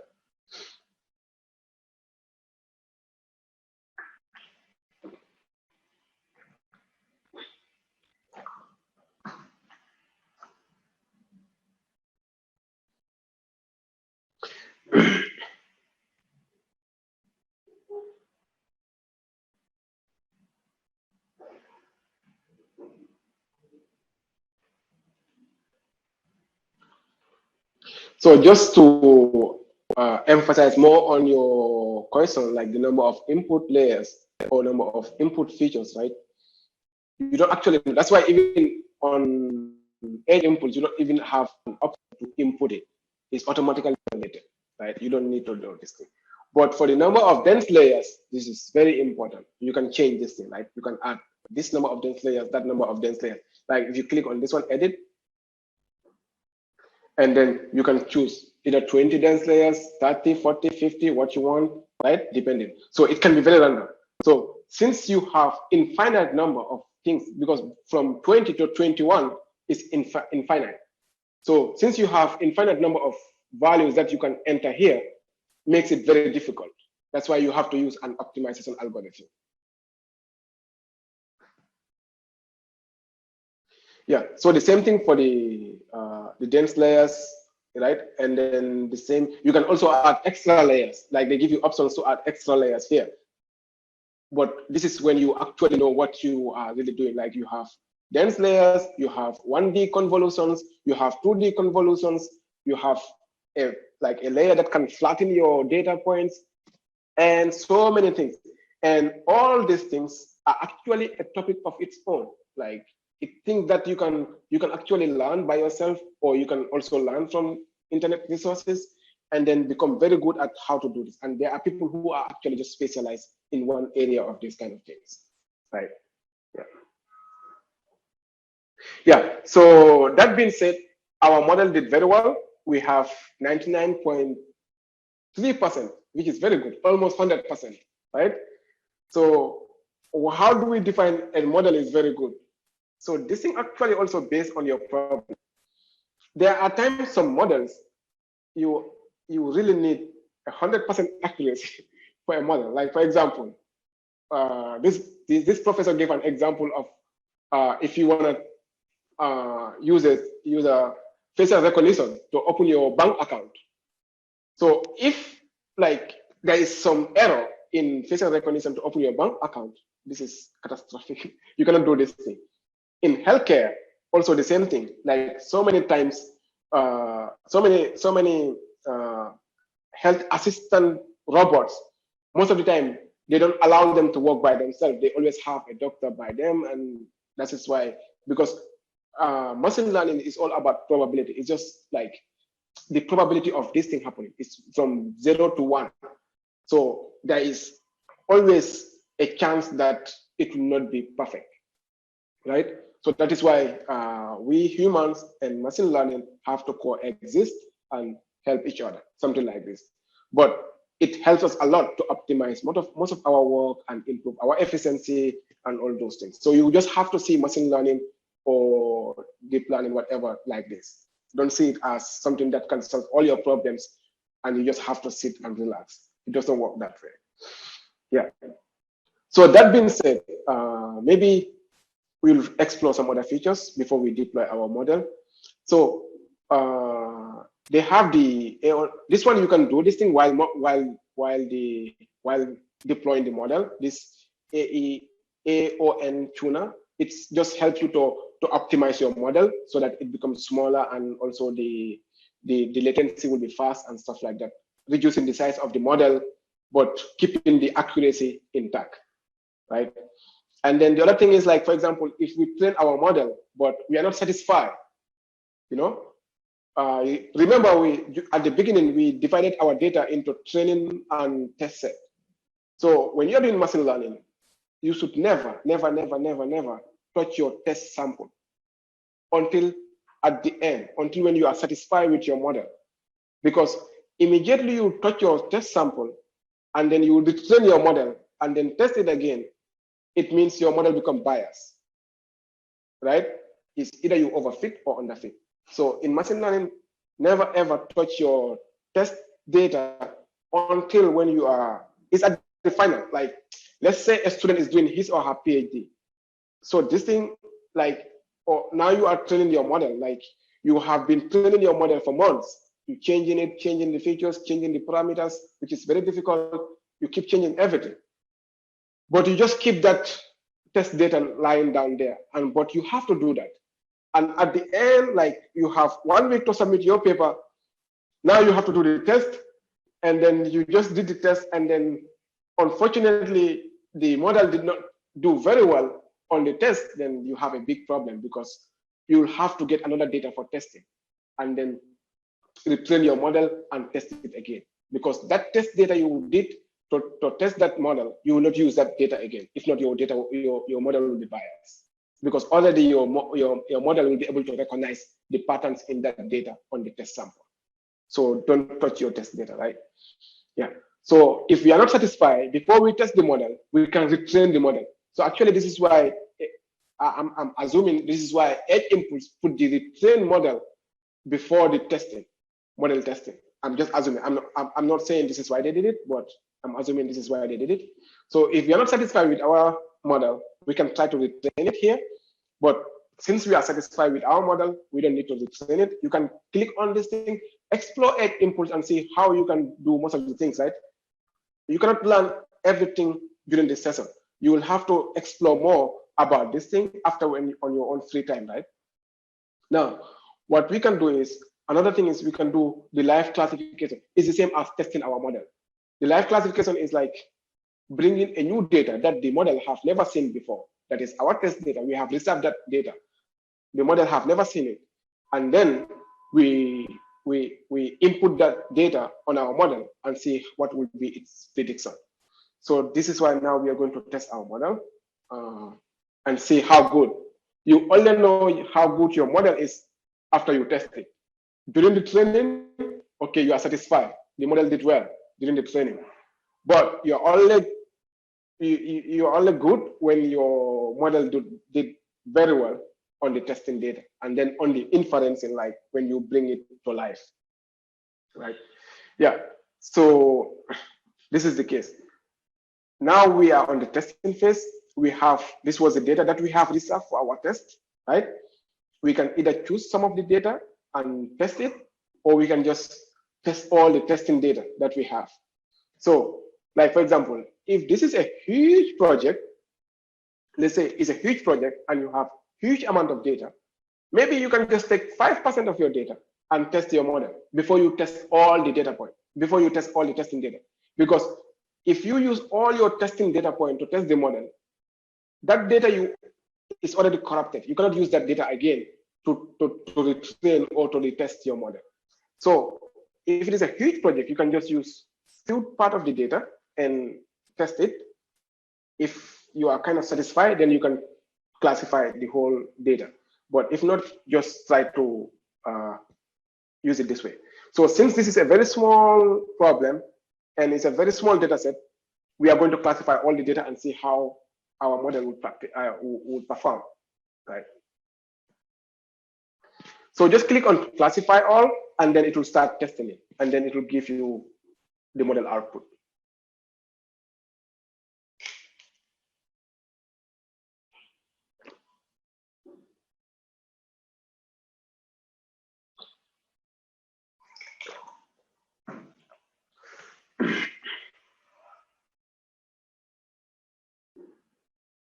So if you have questions, meanwhile, while it is classifying, you can ask your questions in the chat, or you can unmute yourself.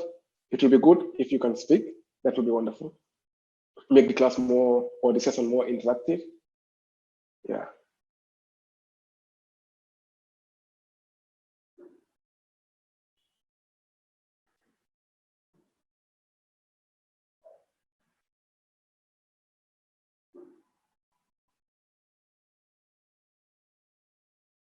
So any questions for Luca?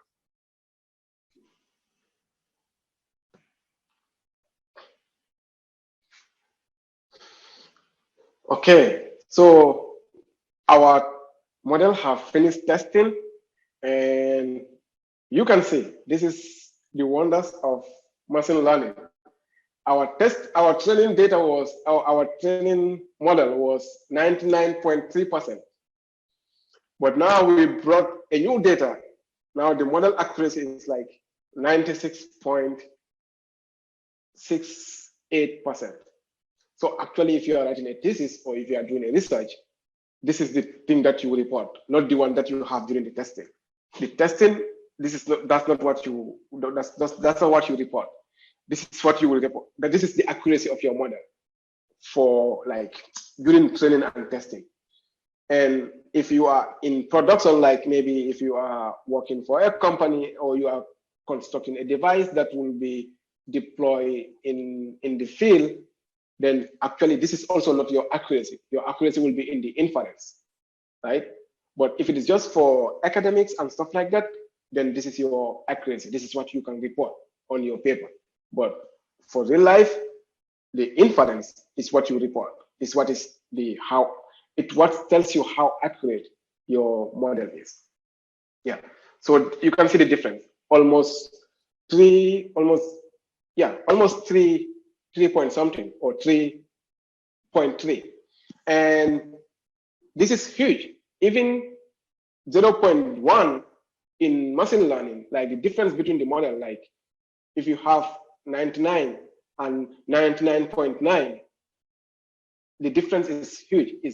Is so much. Some people can spend days or months to retrain a model just to get 0.5 more accuracy to improve the model for their problem, right? So you can see the difference is very high. But yet, based on our problem or based on the task that we are doing right now, this is a good accuracy. Like this is a good model. It performed very well. Because if you have an accuracy of 95 above, depending on the problem or the objective that you want to achieve, can be considered as a very good model, right? So let's see which one are misclassified, right? So most of the time you see like this one is a jump, but it was wrongly misclassified, and this one is a rest, it was wrongly misclassified, and so the red and the orange data points are the data points that are wrongly or the ones that are misclassified. So you can see all these data that are in this cluster here. Like if you are to cluster these data points, basically you will cluster these ones as one cluster. and put this one as one cluster. So if another one appears here, then it's an outlier. If you have different clusters but you have another one appearing here, then this data is an outlier, right? And what that means is it does not belong to this cluster, right? But in a real life, this data still belongs in this cluster. So that is why it is confusing the model, and the model does not know which label to assign this data point, right? Yeah. So do you have more questions? Do you have any questions? If you don't have, then we can just try to deploy our model.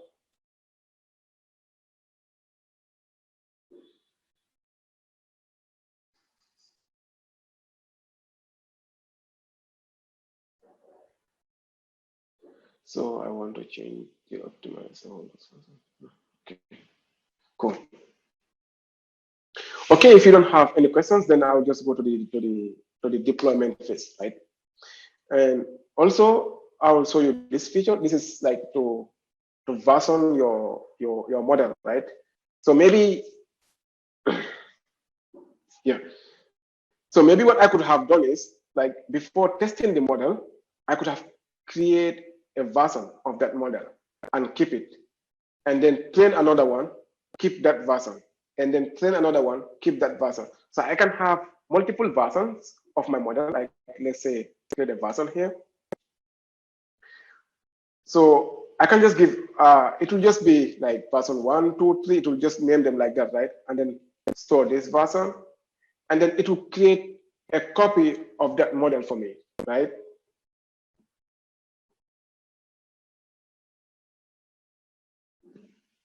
Yeah, so it will just create a copy of that model for me, and then I can retrain another model and then keep that as my version 2, version 3, version 4. And then later I can just compare these three models, which one is more accurate, which one is better, and then I will just deploy that one in the field.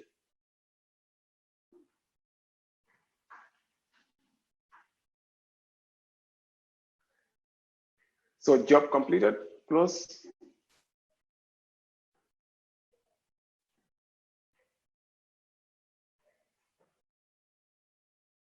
Yeah, so you can see it has kept a version of my model.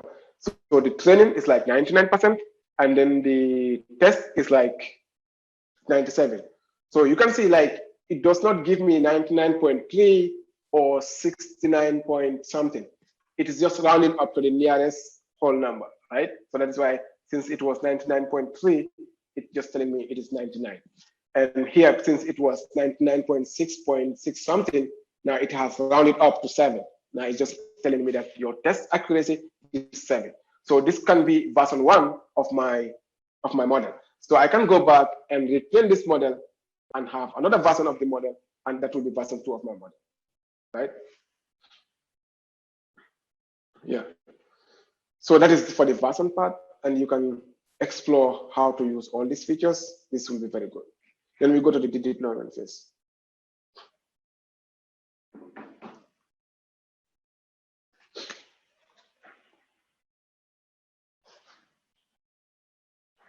Yeah.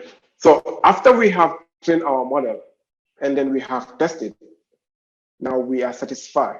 The model is okay, which is very good. We can deploy this model in the field or in the wild, right? Now we have to deploy the model on our device, because all this while we are training and testing the model on the Edge Impulse Cloud server. It was not done on the device, but actually you are going to use this device in the field, or you are going to use this device somewhere else, right?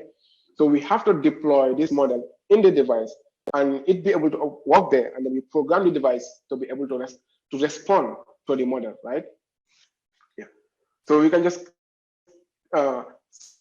since how to call it, wire terminal is like similar or has some features that are similar to Arduino, right? So you can just choose this Arduino, right, and deploy it as an Arduino library, and we'll show you how to add this library in your in your Arduino IDE and all stuff like that. You can actually as well deploy it as a C library and stuff like that, but that will be very complex. So just choose this one first. Yeah. So there are other other boards that are supported that are here, like that can be also very straightforward. And also, if you have used a mobile phone, you can deploy it on your mobile phone here. Yeah, like I was saying, this AON optimization, right? Here, this tuner here. So we did not do it there, we just leave it here. I can turn it off.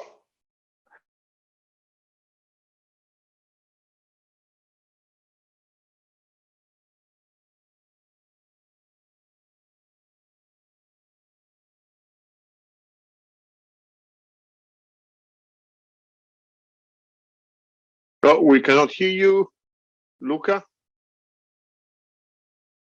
Luca, there is no audio. No audio. Okay, Can you guys it's back now. Yeah, now it's back. Yes. Oh my God. Okay, cool. So what I was saying is, if I turn off the EON optimizer, right? The model is like, it will occupy 2.7K on the RAM, on my RAM. And then the latency is like 1 millisecond, right? But if I turn it on, right, you can see it has reduced the RAM, the amount of size it will have occupy on my RAM. And we all know that like edge devices are like, that's why they call them resource constrained devices. They are constrained with in terms of memory, they are constrained in terms of power, right? So we should do everything possible to optimize the models that we deploy on edge devices. And this is why TinyML is a very, let's say, bright, like Professor Vijay said it, is the future of machine learning is tiny and bright. So TinyML is very bright because we need to do we have so many things to do still now. And not much have been done yet. So we can all play a part in this field. Yeah. So I'll just turn it on and then it will reduce the RAM size that it will take and the flash usage and all those stuff, right? Yeah. And you can see it says it will keep the same accuracy and it will take almost 50% less of your memory. Again. Pardon? Your voice is lagging. Oh, can you guys hear me? Oh, okay, cool. Yeah. So it is stated here that it takes up to 50% less of your memory. So actually, you can read more about this thing. There's an article on Edge Impulse. I will also share this thing tomorrow. Like you can read more about what it does, and then yeah, you'll have more idea. Again.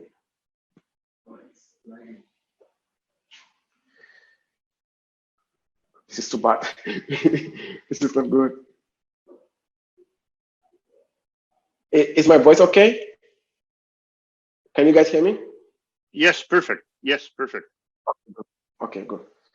So, yeah, like we did earlier, right?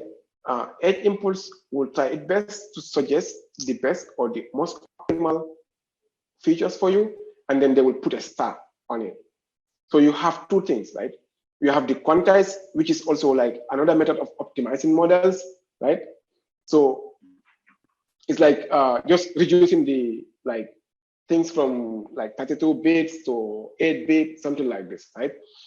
It's another field that is like very active right now, like quantizing the quantization model, quantization process is also another active research field that you can explore if you have time or if you are interested.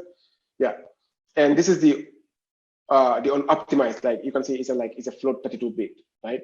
So you can evaluate the difference here. And the difference is this one, it takes 1.7K RAM size, and this one took 1.8K, right? So if memory size or space is not your problem, then which one will you choose? Maybe you might want to choose this one, because this one you have seen, like they have given you the accuracy, But this one, the accuracy is not known. But even though they have chosen it as the best, but the accuracy is not known. You will not know what it will do after that, right? So it's kind of confusing. But anyway, since Edge Impulse have suggested for us to pick this one, for this demo purpose, I'll just choose this one. But of course, you can explore more and compare these features. You compare the RAM size and the latency. If the latency is more important for you, like how fast your model will react in the real life, like the latency of it, if that is more important for you, then you have to compare these two. If the RAM size, or if you are like memory constraint, if the RAM size is more important for you, you can compare. So you can see the RAM size, the RAM usage size of these two models is actually not very significant. It's like almost just 0.1, right? And then also the same thing, like the flash usage is also not very significant. So any of this one that you choose will be okay, but it just depends on, you can base it on your own problem. And you have to define these objectives of your problem before you start training your model. Like we did today, we have not defined actually what we want to achieve or where we want to deploy this, like what problem do we want to solve? Because at this moment, we cannot think of, at this point, we cannot think of like, okay, where do we want to use this motion detection for, right? And we cannot collect an absolute data for that problem. So that is why we have not, at the beginning, we have not like tried to define a problem, come up with the hypothesis, come up with objectives of our project and stuff like that. We have not come up with that. But in real life, you really have to do this thing. First, you need to identify what you want to solve. Second, you need to define the hypothesis of your problem, and then what are your objectives, what you want to achieve. And based on these 3 points or more are the one that will control how you do each step of your machine learning development process. Like how you collect the data will always depend on the objective of your project. How you do the feature embedding will also depend on that. And how you train your model, the kind of model that you choose will also depend on your data. So like all these steps are interdependent. But if you do not define the problem at the beginning, and then you just want to start doing something, then at the end, you might become very stuck and you will not know what to do next, right? You will be stuck and you will not know what to do next. So this is a big problem. So you should always try to make sure that you define your problems and then follow those steps, and let those objectives guide you through the whole process. And if in case during the process, you have new business objectives, you can still go back to the drawing board and try to update your objectives and then continue from there as well. So machine learning is not like a straight line, it's like a loop, right? It's like a loop. You go round, and you can come at a certain point of the loop, then you need to go back because maybe there was something missing before you go further. And these points are very important. The reason why these things are very important is also on the first day, Professor Vijay have mentioned that there have been huge investment in machine learning, but not most of these projects make it to production, right? And the problem is because before we start these projects, we actually did not have like a clear definition of what we want to achieve before we start these problems. We do not have this thing. So this might end up taking all our time. We invest all our time on working onto something, but later it doesn't make it to what we want to achieve. It cannot solve that problem. So it's like a waste of time and a waste of resources. So we should try to avoid more of this and do something like that.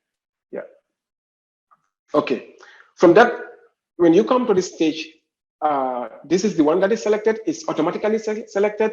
I can select this one and then it will change, right? Then this is now the current selected one. But since this is the one that Edge Impulse suggested, I'll just, for this demo purpose, I will select this one, right? And I will deploy that one. Then I'll just click build and now sit down, relax, and wait for Edge Impulse to do its job. And then it will build all your model, and then it will start downloading. You can see here on my computer here, like below, you just look at my mouse, and then you will see that the model is now downloaded, right? And then when it finishes downloading, this is the library that you need to add to your Arduino IDE, right? Yeah, so let's just give it a moment, let it download. So Marco, I would like to suggest, maybe for today, I think this is already too much. We can stop here for today, and then tomorrow we can do the, or I have an idea. My idea will be tomorrow to avoid wasting much time, since we're going to do keyword recognition, and we all know how to collect data, and we all know how to connect our devices, we don't have to go back to that process again tomorrow. So we can just take it as a homework today and go back and select 2 keywords. For me, tomorrow I'll be using yes or no, or I might change overnight, but I have not defined my problem yet. Yeah, so you can choose which problem you want or which keyword you want. And also, it doesn't have to be English. It can be your own language, any language that you speak. Right?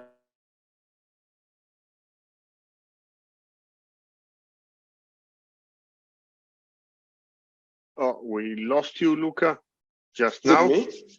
Yeah, now it's fine. Okay. Oh, okay, good. So me then. okay, so as a homework, yes. So as a homework, yeah. So as homework, I want everyone to collect maybe 2 levels of audio. You can choose 2 keywords in your language, in English, in any language that you want, right? And collect maybe, let's say, how many minutes? Should we collect 10 minutes? No, it's too long. It's a lot, right? We should just collect 3 minutes, right? Or 4 minutes. 2 minutes should be okay. Yeah, okay. Just collect. Luca, there is a question in the chat that maybe you can try to reply before. For wire terminal, which board that I have to select? Do you mean which sensor do you need to select for collecting the audio data? No.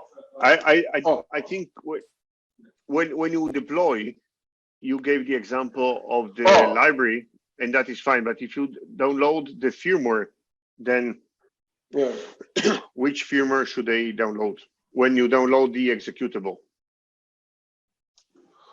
Oh, you just have to select Arduino, right? And here you don't have to select any firmware. You don't have to select anyone. Okay. You don't have to select. Just select Arduino here. If you select Arduino, that's all. You don't have to select any of these ones. You don't have to select any of these ones. Okay. The firmware, you don't have to select them, right? Yeah. Yeah. That you only need to select the Arduino, and then it will compile for you. Yeah. So as a homework, I want you to collect the audio data. Just choose 2 keywords. Keep it simple, right? And then choose 2 keywords. And yeah. And then tomorrow, what we will do is the process will be like this. When I come, we already collected the data. Then we go through the training process. We deploy that model. Now we start inferencing both of the models for the today's model and yesterday's model and tomorrow's model. We start inferencing them. How about that? What do you think? Excellent.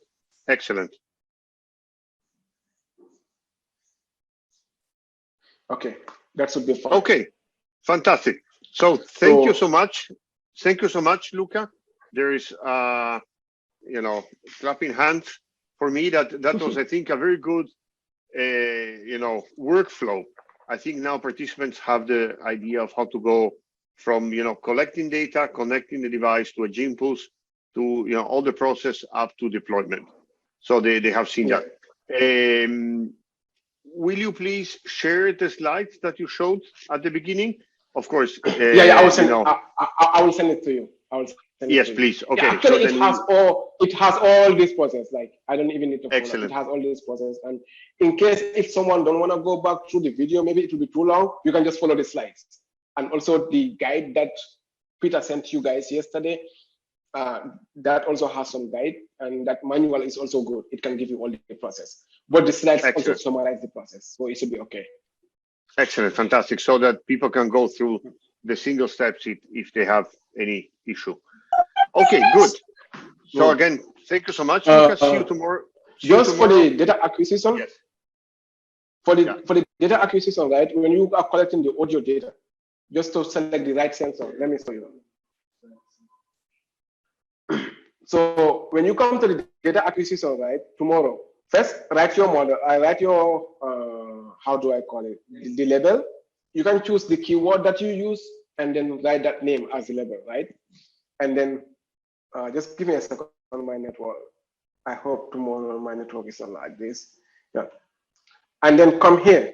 You have a list of sensors. If you click on these sensors, you have a list of sensors. So this is the sensor that you want to use, the microphone, because you are collecting audio, right? Please don't use a very long, not sentence, not phrase, just one keyword, because what you have to understand is like wire terminal is not like for, like Peter will always say, it's not for NLP. Like it cannot do that task at this moment. It can just do keyword spotting. So just collect a single word, a single keyword.